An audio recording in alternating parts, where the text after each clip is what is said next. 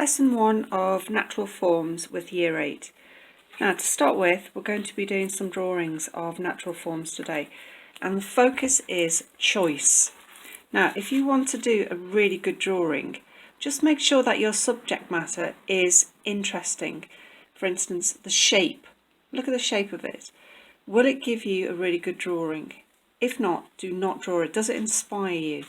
Say something like this looks like a firework going off. So make sure that when you're in the classroom and you're choosing your object to draw, make sure you are interested in the shape, and then you can start to do really beautiful little drawings based on your choices. We're going to be using pencil today, and I have chosen to draw the poppy seed head. Now the first thing you've got to choose is to think about what angle you want this to be at when you draw it. I'm going to focus it there. Now look at the shape. Look at the shape of your object. First thing I'm going to do is to just draw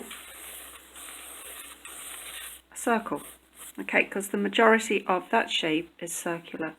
Then this is sort of triangular, not it angles up. Now it doesn't look like the thing in front, but what we're doing is just very lightly giving an outline. Okay, and I'm going to put my symmetry line down there so both sides are equal. And I can get that, making sure that both sides are equal there. Okay, so that is all I would expect you to do when you're first doing a drawing. There's no detail, and it's just putting everything in the place where you think it should be. And if I get a rubber and rub out, that will completely disappear. I'm not pressing too hard, because if you press too hard, you can't get rid of it. Now I've added some detail to the poppy head, the one thing I have done over and over again is that I have looked carefully, and I've looked again, and I've looked again. So I've noticed at first it was just sort of plain, and then you notice these lines here. So it is really important when you're drawing something that you look, and you look again. I can't stress that enough. Also, if you noticed on the left hand side here, this is a pencil. This is an HB pencil, which means it's a nice even in between hard and black. So if you just get a pencil from anywhere, it will be an HB pencil, and it's a really good pencil to get a full range of tone. So what you want in your drawing is to match that tone. There have to be dark areas and light areas. The lightest area should be the page, the darkest area should be as dark as the pencil, and then you should get a lovely drawing. So, using coloured pencils to draw natural forms. Now before you start, again, choose something that is interesting, because if your subject matter is interesting, your drawings will be interesting. So don't just choose a leaf that is just green. Look at if I can get quite close up on that. Look at the texture on that and the colours. It's faded a little bit because I've had it a while, but it's an interesting leaf. There's lots going on in there. There's lots to see. Okay, so what I have done first to focus you in is I've cut a little square of paper. It's called a viewfinder, and I have stuck it onto my leaf. Now I am only going to draw what I see into this little rectangle here, not the big picture. So I've already started it. Now if you look, I've just drawn a very rough outline of the rectangle, and I've just drawn what I see in that rectangle here.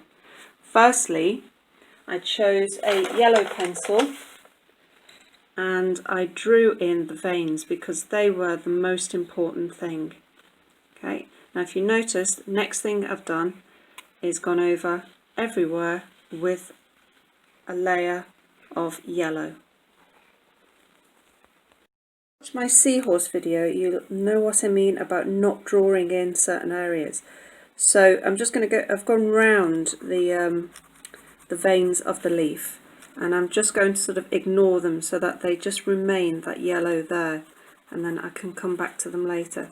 And I'm just going to look at all the little detail, constantly looking at the leaf all the time, what's going on in that leaf, and then just recording.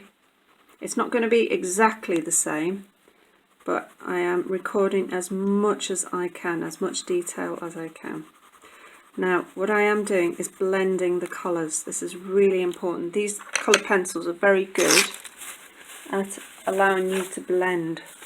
So once you've got one colour on, you can put another, and it should, if you add the yellow on top, and it should make the colours glow. And then purple is a really good colour to add some depth, and also brown will give you those crinkly edges. I'll just go up here and you can fade in. So keep going, keep layering all the time, constantly changing your colours. Don't stick to one colour, and don't, whatever you do, just go pale like that so you can see white underneath. It's rich, deep colour that we're after. Lesson 3 of the natural forms. So today we'll be using pen, black pen. Now some of you may be scared about using pen because you can't rub out, which is the main thing about pen. But once you get used to it, you may find it that you prefer it over pencil, and a lot of GCSE students only use pen from when they get used to it. Now, same again, choose something that is textured, it's got a decent shape, and exactly the same. Don't worry if you make mistakes, it really doesn't matter. Exactly the same with how we did the poppy seed. Just outline first, and then with all the textures that you've been doing in class in your sketchbook, add the little marks as you go. So you've got the darkest tone here, and I'm going to scribble. So scribbling, and then you've got areas where you can make it darker by cross-hatching.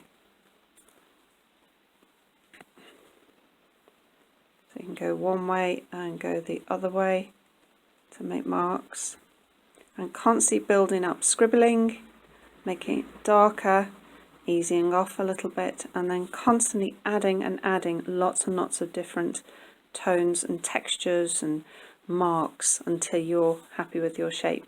Now if you want to use and extend a little bit further, you can go on to doing things like this, where you can use it for drawings, you can use it for design, you can use it where, I call this like a doodle, where you just sit there and you just let your mind wander. Okay, and then I'll just show you a pen drawing that my son did in year 8, and this is inspired by the artist Don Ken, and I'm just going to give you a bit of a close-up and you'll see the different textures on the different marks. So going horizontally, swirls, vertically, a little bit of shading there. So that is all done in pen, and he didn't use pencil first. What you're going to do is to produce a couple of pages on the artist and printmaker Angie Lewin. Now you can do this in your sketchbook, or I will give you some paper to do this. What you need to do for a good artist research page is to paint backgrounds appropriately, do little bits and pieces of drawings that are appropriate to the artist. You have a title that's drawn appropriately to the artist's style of work, and then you have information about that. But I will give you a worksheet so that you can work through this, and I'll take a photograph of this and put this on Google Classroom. What I haven't done is put the information, because that is personal to you.